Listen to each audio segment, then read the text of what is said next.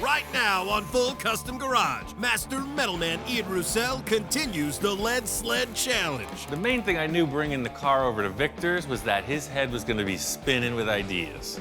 He looked at me and said, oh, that's a good idea, but I could see in his mind, I thought I was done. I'm feeling like the world-class mountain climber that just summited Everest, and Victor's in the back of the car with like a whole new battle plan. I want this sucker to bulge. But Victor's surprises don't stop there. I've been thinking about giving this car to Craig. Okay. The only thing is, his birthday's in a couple weeks. With the pressure on, Ian's got a plan to pull it off. There's nothing like hitting it when there's inspiration in the air, so I'm telling Victor, let's just cut it, you'll see what I'm talking about. When he was talking to me, I didn't quite understand what he was trying to tell me. Who cares how much effort it takes to get there? Wow, that's right on. It's the end result that counts.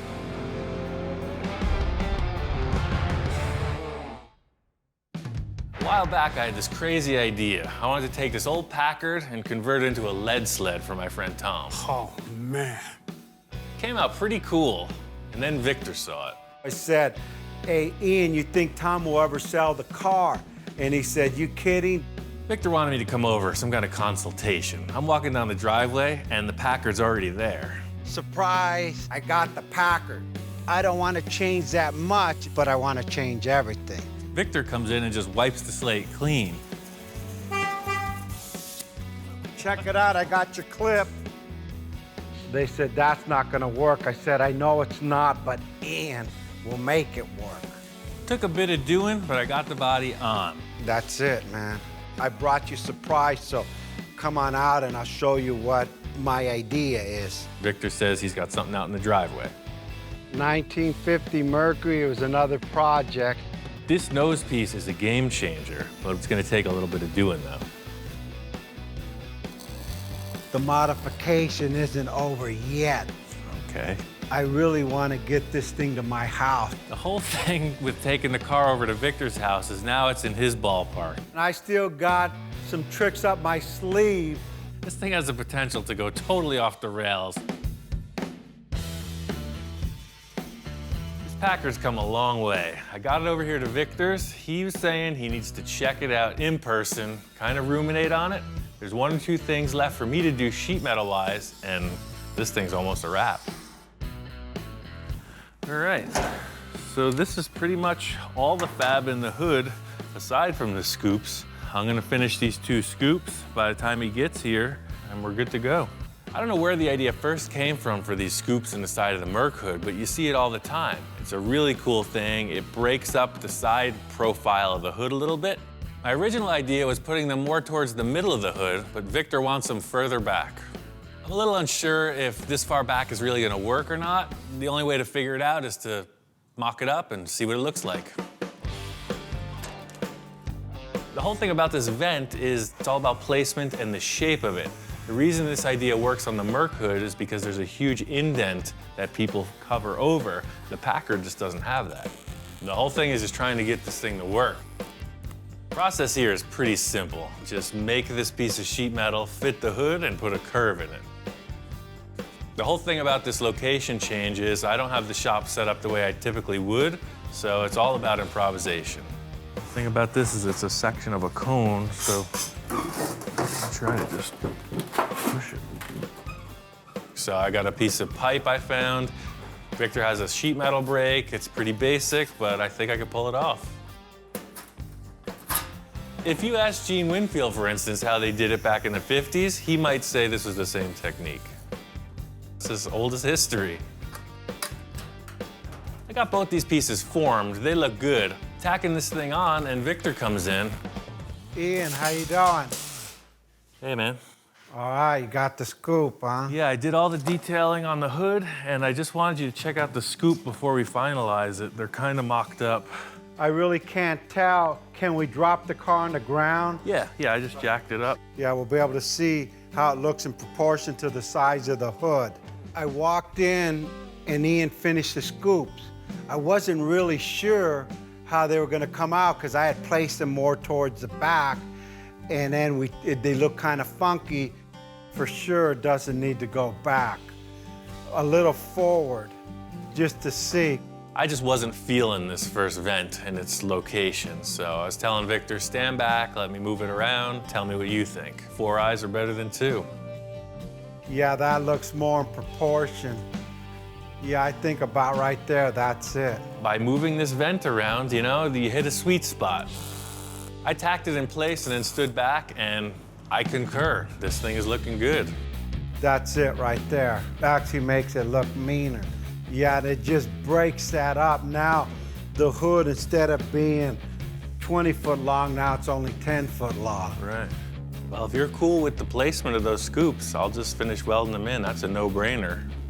There's a lot to do on this front grille, so I don't know where you're going with that.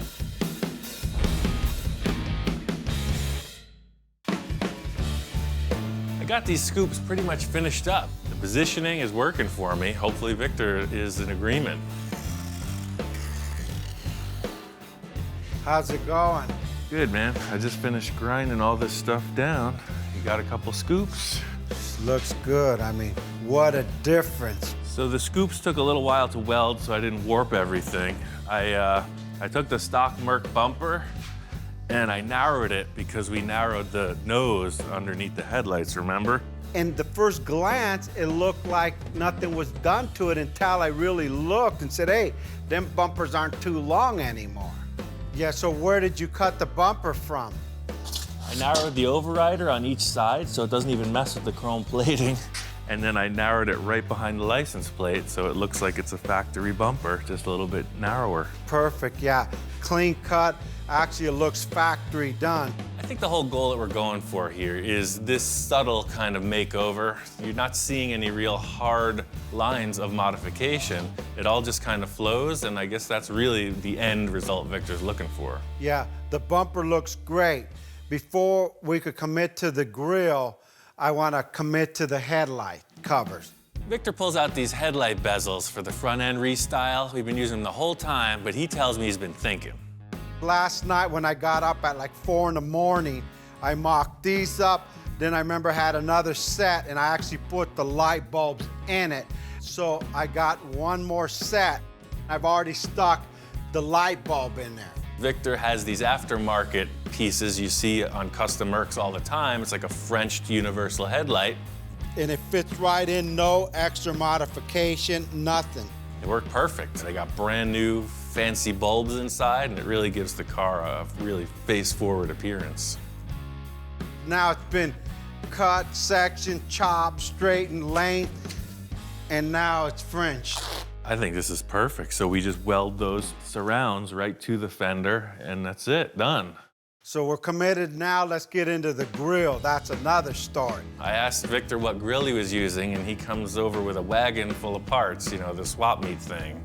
I even modified the wagon to carry my equipment. This is my candy store right here.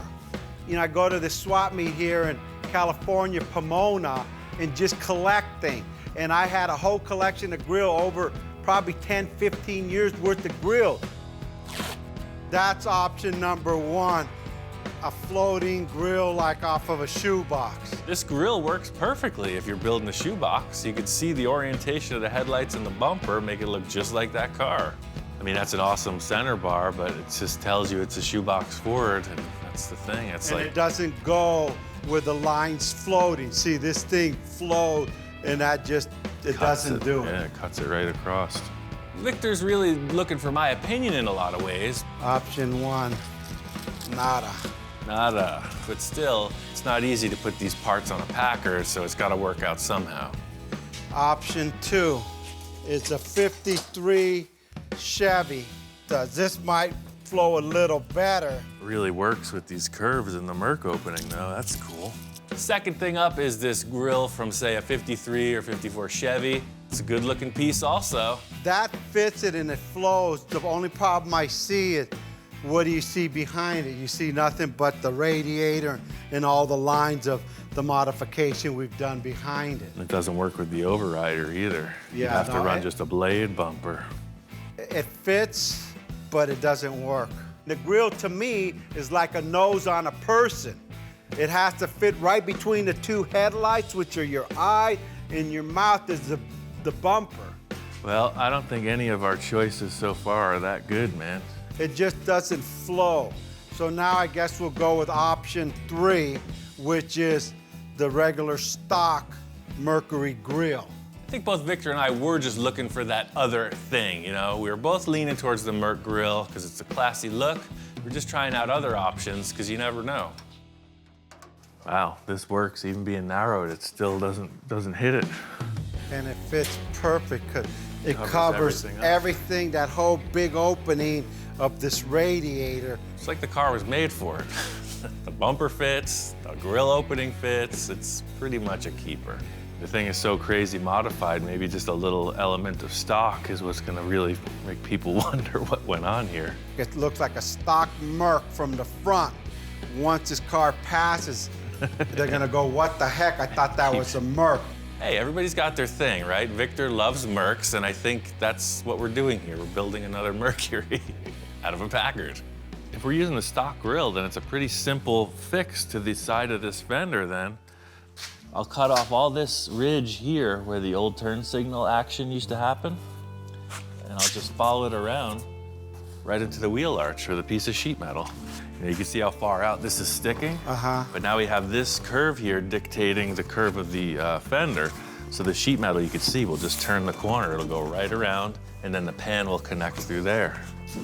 See, so this, I mean, obviously I'm covering up the wheel, but you see that's gonna follow this bumper right through. Pull that cardboard back for me. I want to see something. I'm just thinking about, let's finish this whole problem. Let's just get the fender put back together and move forward. Victor's like, hold on, I got a whole new idea. Can we turn the cardboard on the other side? Let's see, I want to see something.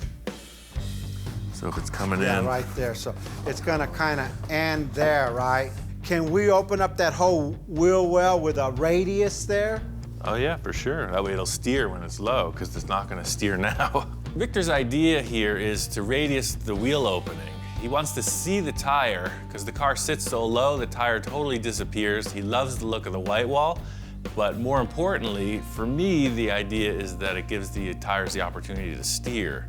It looks awesome, sure, but to create this very complex shape, as well as filling in a hole, it's a pretty big deal. The problem with these custom cars, and with Victor, is, you know, sky's the limit. There is unlimited potential here. Every time we solve one problem, he's got more ideas to create problems with.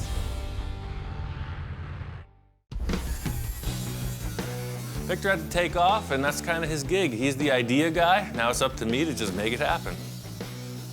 First thing I need to do is finish out this sheet metal that comes around below the headlight. It's just gonna be one panel that wraps right around, mates the Packard fender to the Merc sheet metal. I don't have any of my regular tools here, so I gotta figure out how to form this stuff. The whole thing is, I'm looking around the shop for something with a slightly smaller radius than what I need on the car, because it doesn't actually stay the same shape you roll it into. It always relaxes a bit. You got two options. Roll of tar paper or a copper pipe. So there was like 3 or 4 rolls of tar paper laying around. I picked the one that looked like it matched best. Working out of the shop, you gotta make do. Their equipment's awesome, but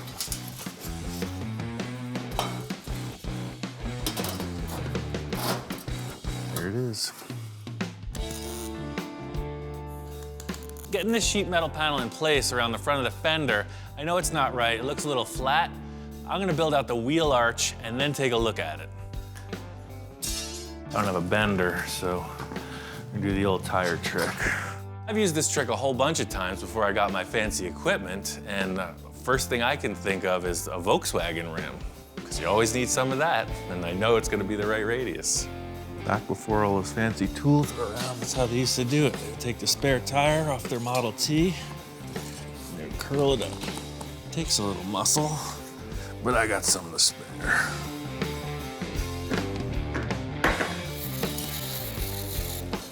I really just figured that radius was gonna be the right one. I mean, did you see me do any measuring? Look at the outtakes. I did that to that. It's when you know you're on the right life path. Things just fall into place.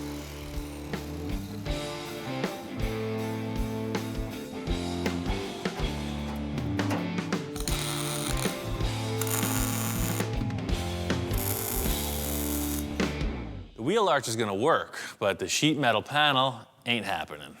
It's starting to look like a cartoon car, you know? The whole thing with this simple forming is that all it yields is a very flat shape. I'm gonna go look around. I know Victor's got a ton of parts around here. We gotta make the fender look right, and I'm just looking for other options. Back here in Victor's storage yard, I know he's had this Merc back here for a while that we've been using as the donor parts car. And yeah, now that it's revealed, I think we all understand exactly why this is a parts car. Somebody really screwed it up. Looking over the car, I could see why it was abandoned. I mean, whoever started the chop, they cut it apart pretty good. They just didn't know how to put it back together again, and that's what ruined it. I've seen some pretty rough work, but nothing quite compares to this chop top. So the parts I came over looking for aren't on it. So what I was thinking is I could maybe use this section of the fender, take this and flip it around backwards to the other side. They're both very strong, and the curvature matches the part of the Merc fender we're using. I think maybe these fenders are enough for me.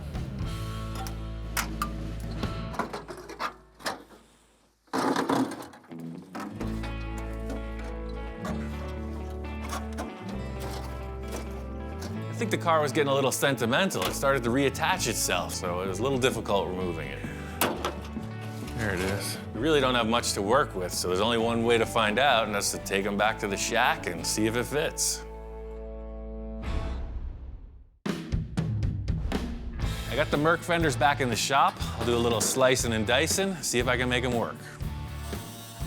The whole thing with these leftover parts is that it does have a really nice radius. The fender well opening is represented, and it's, you know, it's original Merc sheet metal. You can see clearly it's curved, but it also has a slight curvature this way.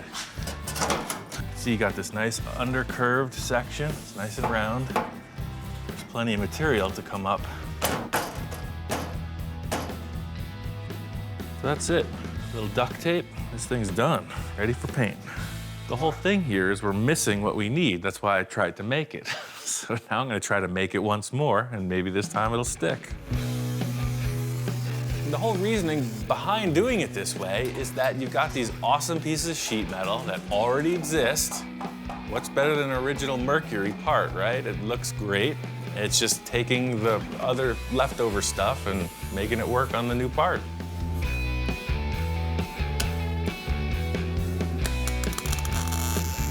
I got the piece of Merc sheet metal fit on the car. It's welded up. It looks like it's gonna work perfect, but I need to cut out the wheel opening so that the tire will steer. I started the fender opening with this round tube, so I need to continue that detail right through to the bumper. So I'm gonna continue with the radius on top and then gradually angle it forward and then turn really sharp right into the bumper. Everything here looks good. I was just finishing cleaning it up, give it a once over with the sander, and Victor walks in. Ian, how's it going? Right on time, man. I got this thing pretty much nailed. Hopefully it's what you're looking for. Look at the white wall on that thing. That's like right on. We wanted to see the wheel and tire. The radius on the tire is bitchin', dead on. Victor walked in and he was all smiles and nods. He was liking it, and he didn't realize the amount of effort it took to get here, and we weren't going backwards, so he had the right response. I know you want it to look as much like the Merc as possible, so I took a section of the leftover front fender off your car, and I used that, and that's how the whole contour flowed out into the headlight area. When he was talking to me, I didn't quite understand what he was trying to tell me. I mean, it looks like it was designed and built like that from the factory. This whole car's flowing, baby. We're done. That's it. Send it to Bodywork, and we're off to the races, man. Does it turn, though? Does it turn? So it looks great in the end, you know, both at ride height and drop, but my main concern was that the car will steer and the tire doesn't hit anywhere. I've been thinking about giving this car to Craig. Okay. The only thing is, his birthday's in a couple weeks. If we can get this into Bodywork, this thing's ready, man. Bodywork and paint it. I don't believe it's ready yet. After looking at the car, and especially now after I see this flow, I got some issues back here. I think we need to do a little bit more to this. So here it goes. I'm feeling like the world-class mountain climber that just summited Everest, right? We did it, we're on to the finish, and Victor's in the back of the car with like a whole new battle plan. Looking at the side of the car, it's straight. I don't want it straight. I want this sucker to bulge. I'm welling away with my hands like I'm always talking and pointing and stretching, and he's looking at me like, oh, shoot, what am I getting into now? It turns out there is kind of a deadline with this car. Victor's planning on giving it to one of his employees, his right-hand man, Craig. That's the thing with Victor, he's got a million ideas and they all start flowing. Looks like the rear of this car is gonna be a whole new adventure. The main thing I knew bringing the car over to Victor's was that his head was gonna be spinning with ideas. I've never sold, give away anything, any car I've ever designed or built. And in my mind, I go, hey, you know what? Who better can I give the car to? I mean, Craig, he's a good friend. He just so happens to work with me. Craig has also been on the sideline through all the projects Victor and I have ever accomplished, so he's always been in the mix. I think he's gonna be really surprised. First thing I want to do is let's make this a two-door. The main idea that I brought up to Ian, number one, this is a four-door. That's unacceptable. We're gonna make this thing a two-door. But the front door's long enough so we don't have to extend it.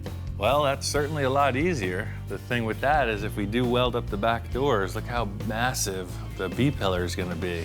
Typically you would lengthen the front doors if that was the look you're going for. It's Victor's idea to seal up the rear doors, and I'm all good with that. That makes perfect sense, but what happens is when you're looking at the B-pillar, it becomes this massive panel. You know, what if we just made it a hardtop? What if we just came and this was your window opening? I agree, and that'll go with the whole flow of this car. Long hood, long side window, almost like looking at a limousine. I mean, if you want to just commit to it, I can cut that off and we can get the look right now. But then it'll take me a couple of days to weld it all up. I'm anxious now. Let's start cutting that sucker. There's nothing like hitting it when there's inspiration in the air. So I'm telling Victor, this car is super strong. I got braces underneath. Let's just cut it. You'll see what I'm talking about. I've done this on a few cars in the past, and I know what this is gonna do. It's gonna give it this immense open air feeling. The side of this car is really closed off by the B-pillar and the window frames. As soon as I cut it, watch. Surgical precision. I kind of knew what this was going to accomplish, but it was really good to see that Victor was on board with it. He left it up to me to make it happen. Much like when I'm chopping a top, I'm thinking about the contour of the sheet metal and how I can reuse it to make it look perfectly factory. Just like when you do a chop top, you want to save all the contours because they're factory stampings. So this deal matches. I'm just gonna put it down there. You'll see, I'm gonna repurpose these old junk and make a custom car out of it.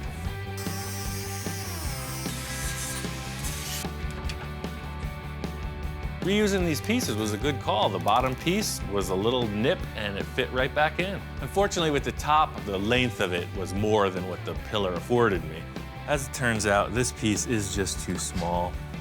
See, I just got away with it on the bottom. And on the top, this contour changes a little bit right here, and we just don't have the material. See, it's been welded and fixed in the other chop.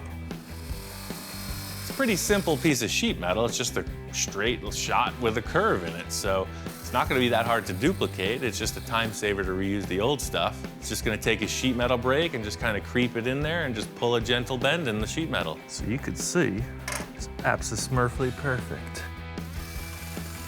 The thing is, once these weird issues are resolved with the way the B-pillar used to come out of the door, you can see it's a really straight, clean line. It's a big window, 6 foot long. I think the look is nailed. There's just a lot of detail stuff that needs to go into finishing it. I'm gonna finish the driver's side, do up the passenger side in the same way, and then it's ready to show to Victor. Two-door conversion looks great. I'm just kind of messing around, putting the tires back on. Victor comes in. Ian. Hey, man. Hey, what's going on? I got these, all the windows and everything wrapped up. The two-door swap. Yeah, that's wow. That's right on. Victor walks in and he's all about it. I could see he's doing the pace, you know, he's walking around, doing the manager stare. He's got nothing but good stuff to say. I guess it's good.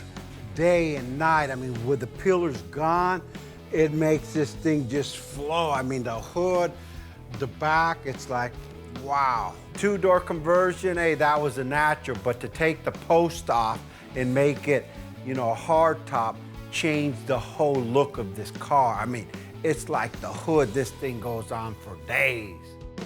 I got this two-door conversion nailed. In looking over the rest of the project, I think we got a bigger issue in the rear fender wells. The front we've been working on so diligently, everything's worked out good. The airbag suspension, everything worked out fine, but what it added up to was the rear fender well. I can't get that tire back on. Victor's guys have done a considerable upgrade on the air suspension under here. It made the car incredibly low, but as I'm looking at it, there's no way this tire is gonna go back on. There's just no room for it. The whole deal is, you know, when this skirt used to be on here, you take it off to be able to change the tire, but the axle will be down here somewhere. But now, even with this tire, I deflated it. There's no way I can get it through here. It's just... So the tire's deflated now? That's what I'm saying. Why would you change a flat with a flat? We didn't really notice there was a problem with the tires till we put the air suspension on it.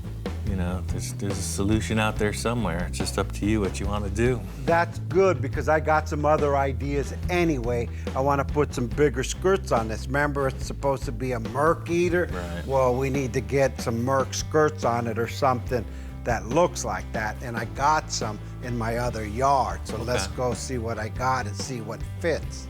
Victor is a collector of numerous car parts.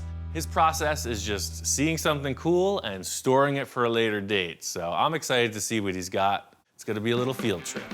This is my junkyard. Here's, I got some stuff back here. I forgot what I had. I haven't been back here. You say your junkyard years. like there's only one. I haven't been to this part before. Yeah, this is one I forgot about. Walking over to Victor's yard, I'm seeing some pretty cool stuff that he wasn't telling me about. I recognize one of them, but there's three that I never seen before. It's like a 65 Lincoln, some kind of cool little Nash Metropolitan, and then some oldie 40-ish Chevrolet. Oh, wow, this is cool. What's this, oldie Chevy? Yeah, something in 40? 30. Yeah, here they are right here. See if this thing even opens. Yeah, here we go. Check cool. that out. Victor's in the back seat of this car, dusting stuff off. He pulls the first set of skirts out. Oh, what does that say there? 51 Merc. And there's a label on it that says 51 Merc. These are pretty raw, man. Somebody's just making these out of fiberglass. Yeah, someone out of Pomona. You know me in Pomona. Here's one that's more completed, I guess. That's what it's supposed to look like. Second, he pulls out this weird-looking pink thing. He's telling me it's a Fender skirt, but it looks more like an old surfboard or something. It's something you can modify, right? Sure, and you got a pair of these too. We'll definitely modify the paint first, but... Yeah, no, maybe we'll paint the car that color, who knows? He's pulling out a whole bunch of different shapes. He's got these other ones, kind of like a round teardrop sort of shape, definitely for a car like the Chevy we're taking them out of. So there's a whole bunch of different ones to choose from, but nothing tells it like putting it on the actual car. The three options you have here look like they'll fit. We just put them on the car and see which one looks best, and I think we're good to go. All right, cool, let's go put them in my truck. I'm hoping that we could use one of these just to bolt on to save some time, and hopefully it looks cool and we could get on with other parts of this project. What's up with these freaking kiddie rides, man? Yeah, no, I was in the helicopter business like your buddy. Oh, right, yeah, right. You're doing a little helicopter I figure if he work. could build a helicopter, repair it, I could do one too. We got to put a chassis under this and cut this thing out. We're ready to ride, man. I'm always a sucker for the interesting stuff. You know, I've seen a million cars, but he's got these little, you know, coin-operated toys you see in front of the supermarket. He's got a helicopter and an airplane. Like you're 5 years old all over again. Whoa, it's a bucking Bronco.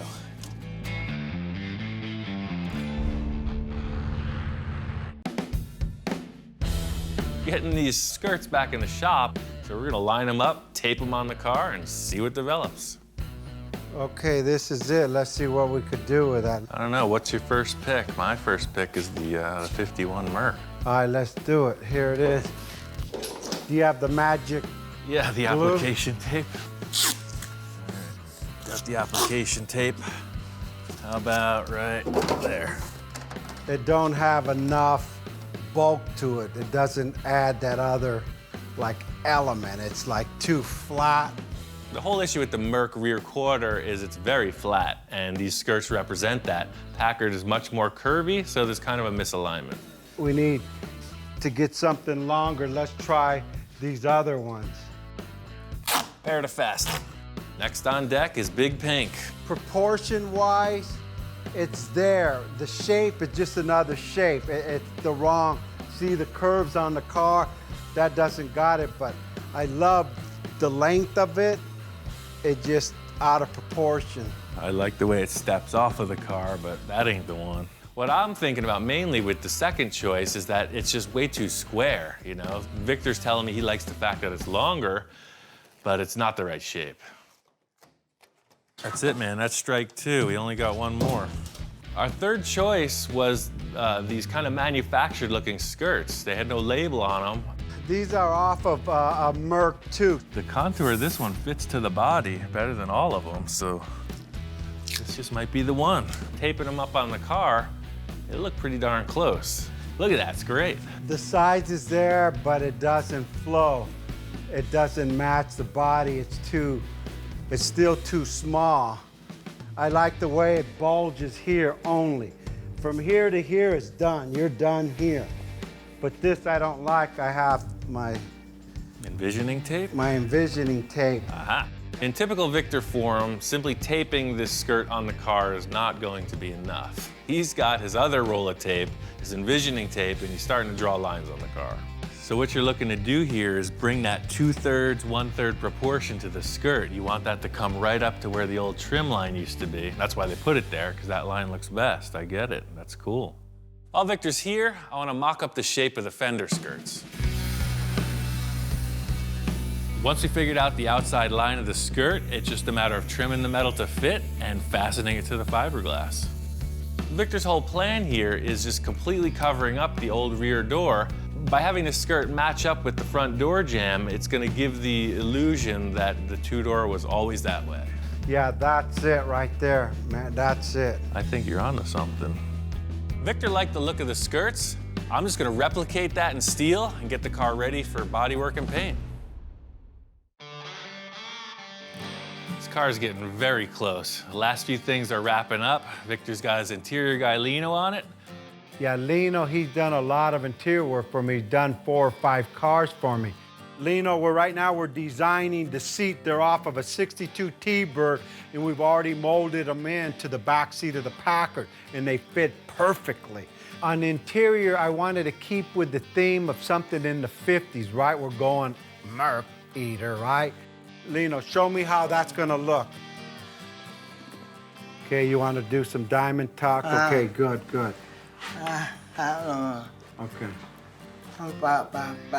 One thing unique about Lino, he's deaf. And then what about here? What are you doing here? Here's the leather.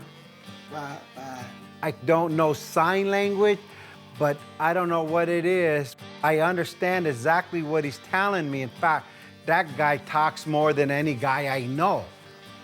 Okay, so that'll be just pure leather. Okay. Okay, he's gonna do a red seam here, okay?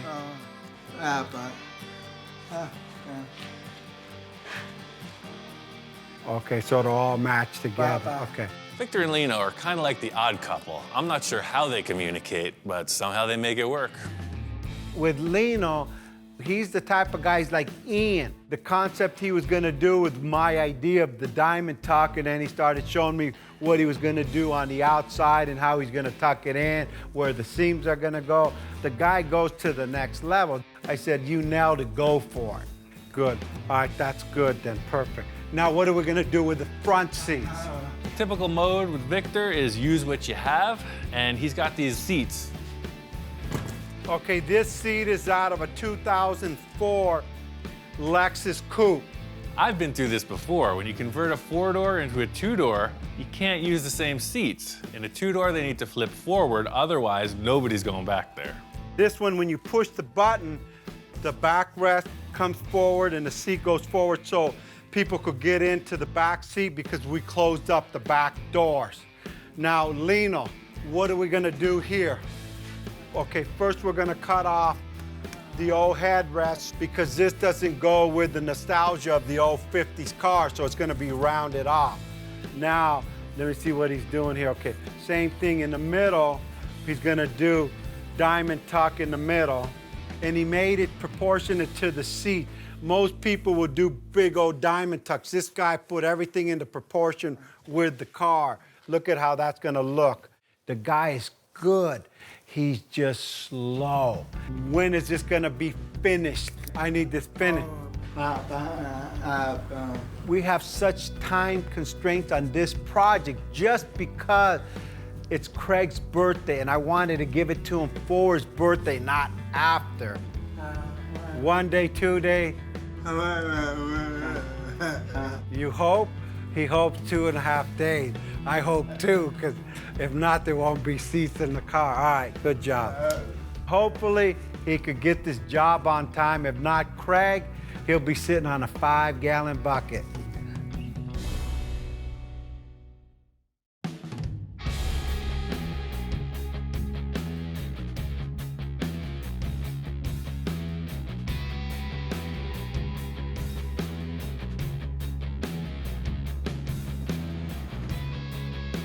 Car's done. It's a wrap. Victor's guys got it all dialed in. My favorite thing about this car is that it looks 100 miles long. It's like that cartoon you saw with the big giant gangster car. It's exactly what this thing is. It's really stretched out. It's low, it's lean, it's mean. That car looks great. I knew once I give it away, that's it, it's not my car. So I said, hey, I want to enjoy it while I can. We better take this thing for a test drive. And it drove so smooth. I said, hey, Ian, you want to drive this thing? And he looks over. And I'm like, of course. It's what I came here for. Chassis swap was an awesome call. This thing drives like a new car. The gloss paint job makes it very classy. We're driving. I said, pull over. I want to see this thing. When I stepped out and, I seen the car driving and looked at it in a wide open space, it was like, wow. I mean, this thing looks mean. I mean, like really, really mean. I could tell from Victor's response, his expression as I'm cruising by, it's exactly what he wanted to see. He's a happy camper. I looked, I said, hey, Ian, get out of the car and look at this thing. Let me drive by. I mean, look at it. I was always sold on the rear view of this. I did the chop to my preference. Victor kept that in place. The thing that really turned me on about the whole thing was the nose. The way that the Merc was modified, just a little bit, car coming straight at you looks good. I see him with his thumbs up and I seen the guy smile. I didn't think the guy could smile. He's like, whoa, I see teeth. After the test drive, we take it back to Victor's shop. We pull it in next to his Mercs. Let it down, parked it right next to my other 2 Mercs in the garage, and she fit right in. Lino finished up the interior. It looks great. Leather upholstery, totally pro. Victor was able to get an original Packard steering wheel, and Lino modified the wheel to fit and the dashboard to cover all the existing late model stuff. It looks old, acts like new. I'm so charged up right now. I can't believe Craig is gonna get this thing. He's gonna flip out. Yeah, I called him, he's due any minute, and I told him, hey, come down, check out my new car. I just completed it. Yeah, he has no idea what's gonna happen here. It's a heck of a bonus. I don't know how Craig's gonna respond. He's a pretty cool character. It's all business. Let's see how this works out. Wow, this thing came out beautiful. Didn't that come out really cool? Check it out, man. What do you think? Wow, you guys did a great job on this. I brought you here, and I know today's your birthday, and all the effort and everything you've done, man, dude, happy birthday. That's your car we built. So this whole time, we've been building your car. I just paid you back all the effort you did for me, and that's your car. No way. Happy birthday, Really? man. Yeah. Thank you. For somebody to go ahead and do that for you, it's totally awesome. Sit in it, turn your car on, drive it. It took some time to go ahead and sink in that the car actually belongs to me, you know. Still as I'm talking right now, I'm not believing it. Craig, man, you look good in that thing. Let me see, close the door. Are you sure this is mine? It's yours, I already told you, man. You just need the shades and you got it, man. Look at that face. A face only a mother could love. This car is totally awesome. And to even own something that Victor and Ian had built together, it just, there's no words that could describe it. It's priceless. I'm glad. The only car that I've ever given away goes to this man. And this just continues to inspire me for the next vision. And with Ian, anything's possible. Victor redoing this Packard is proof positive that nothing's ever finished unless you want it to be. He's got me thinking about a bunch of projects of my own that just might need a little refreshing.